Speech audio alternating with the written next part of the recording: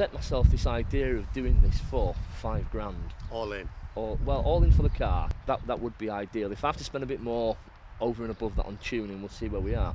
But the question is, I mean, at 450-ish horsepower, you've got something that's pretty quick in a straight line. Yeah.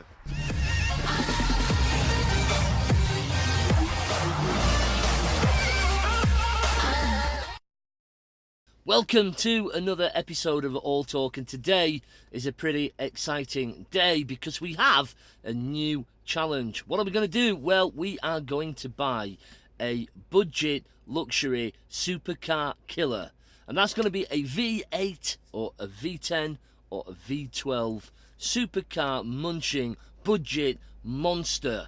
I think finding one at a budget price is going to be a little bit of a problem. Can we go and beat a supercar in a straight line sprint at some stage? That is the end goal, but we've also got a whole host of other challenges and content that we're going to do with whatever we buy. And I'm hoping that in this very video you will get to find out what I buy and get to see it.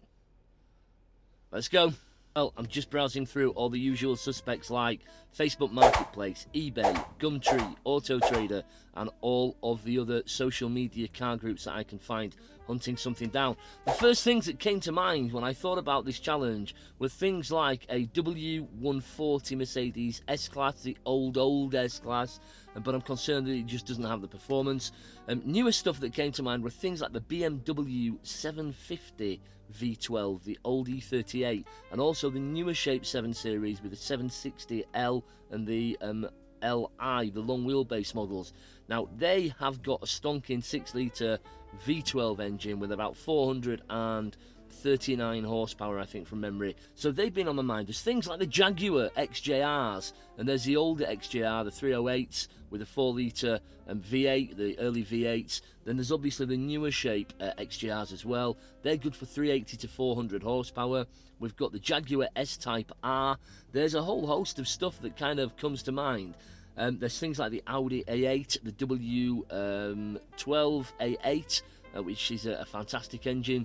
So we've got a little bit of choice, but all of those cars are relatively rare. And actually some of them aren't particularly cheap either.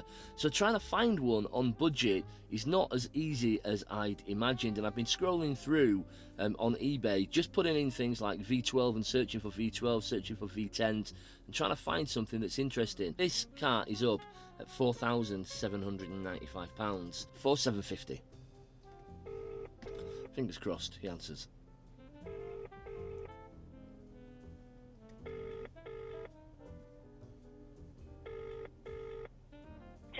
After the tone. When you've finished your looking at that is an S-Type R 4.2, the V8, 92,466 miles. It's a 4.2 litre, 4-door, 5-seat, petrol. Service histories with it is saying that the car's only done a very small amount of mileage in the past few years. Really clean throughout, kept garaged, only used in fine weather. Looks really clean on the photos. Full service history to date. Got an unusual interior, it's black and tan. So I don't know if you can see this, but there's the car.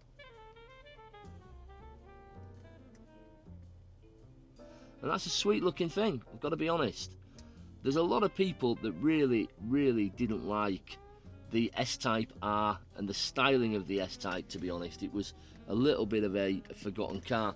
But for me, I actually really like it. That car is currently up on Auto Trader. So I'm going to try and give him a call a little bit later on. Just found something really interesting. This is an absolute and utter bargain. It's a 2003 BMW 7 Series. Now, this has done 129,000 miles. It's a 6-litre W12. This car was originally owned by Lord Sainsbury. Wow, okay. So this car is now a Cat N write-off, and it's a Cat N write-off because there is a scrape on the wing. And I tell you what, this scrape is incredibly minor. It's a scrape just on the wing and the headlight and a touch of the bumper, and I'm going to try and show you this. That is what gets you a Cat N write-off BMW 6 Series because of the cost of the repair of the headlight and the wing. That's obviously just been written off. Now, this makes that car really, really cheap. Let me tell you the price, because the price is where it is with this. The price is everything on this car. This car is £2,995. £2,995 for a 6-litre W12 440 brake horsepower BMW. I'm afraid that is amazing value, and that is definitely the cheapest 760 BMW available in the country anywhere that I've seen for a little while. I'm going to give this guy a call. Fingers crossed. Piece of paint chip on the front wing. So from the insurance company, they've gone one panel, one bumper, one headlight, right off. Unfortunately, a drunk driver just reversed into it and did the damage. Nightmare. It stayed stationary, which is why the damage was so little. But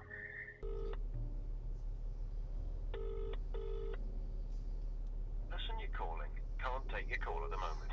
Please leave your message after the tone. Fingers crossed they answer. Calls are recorded for training and monitoring purposes. Is on another line. Just leave your message after the tone. And when you're done, press hash or just hang up. Okay. It's a lot of car for the money. I mean, I went to BMW and had it checked over, and they said, well, this car was £90,000. And I said, what? I am interested. It's daylight, but if you want to get Monday to Friday, Saturday and Sunday, I don't mind, but there's no rush. I mean, I'm not in a rush to tell it. Leaving it as it is, Yeah. and just knock you some money off, and let you get it sorted out. It wants a strut on the front right hand side. Great, it's a great AMG model which has survived the test of time, and obviously it's just such great value for money now. Cheap repair, £3,000, V12, BMW, pimp car. I think it'd suit you with a set of 22-inch spinners on it, and a Jacob & Co watch, paddle. Oh wow. You know, or it should have. I Yeah. think it does. 2003. Yeah, it should. Should have a bit of flappy paddle action. You know, Can't beat some flaps. difficult to know what to buy. Or a 1.2 Polo. Yes. 1.2 Polo with nitrous. Yes. I can imagine your mum. Just What does this do, David? What do you call it? Next time she goes to Scotland, I say we take the car, we take the Polo, we nitrous it, supercharge it, and wait till she comes back. Not tell her.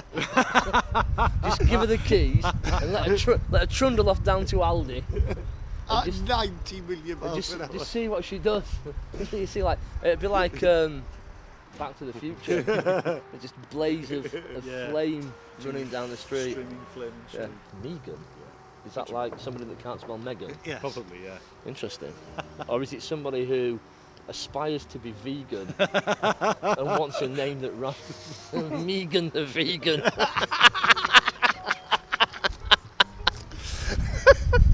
Finding a V8, a V10 or a V12 Supercar Killer on a budget has proven to be a much more challenging task than maybe I had first anticipated. I have made so many phone calls and reached out to so many people trying to find the car for this project. It's been hard. However, I was trawling through some of the Facebook groups and spotted what I thought was a Mercedes S500, a W220 model.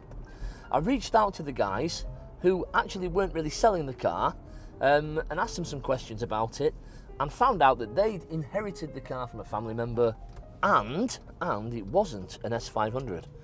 It was an S600 monster. So we are talking V12 performance. Now I'm just driving to this petrol station because this car is not that far away.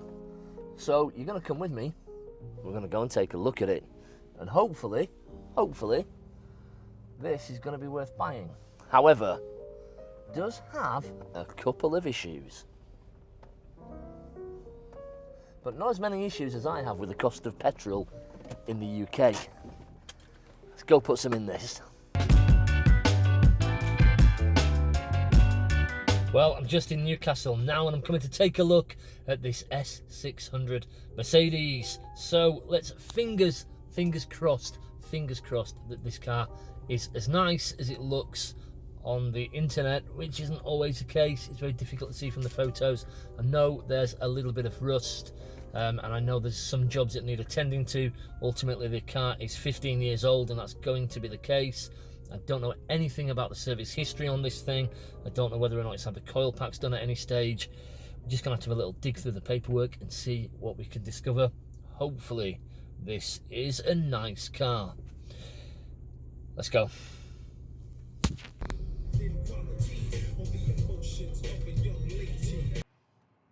Well, I'm on my way back from looking at this S600, and it's got quite a few issues. Quite a few. The ABC pump is noisy, which tells me that either there's a fault in the system or the ABC pump is on its way out, possibly because of a fault in the system. There's a slight hesitation, could be the coil packs. There's rust on the body and the arches. Bit of a nightmare, but it's a very normal 220 problem. I really, really want this car because that engine is so fantastic, but I need to get it at an absolute bottom dollar price because I've made a few phone calls, chasing down parts, and they're expensive. And even hunting around and trying to find some from some of my contacts, I'm still going to pay a reasonable amount of money for some of these things, I think. So, yes, I want it, but it's got to be a realistic price. Let's go and put an offer in and see where we go. Fingers crossed, we can get somewhere near where I need to be with a low ball offer. Here we go. Hello. Okay, brilliant. Well, that's fantastic. Thank you very much. I will give you a call shortly, and I'm going to be up to come and pay you guys and pick up this car. Thank you very much. I'm looking forward to driving it, and fingers crossed we can get this old machine back to its former glory.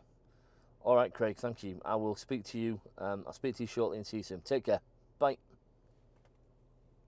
Looks like we've got a deal on this Mercedes S600.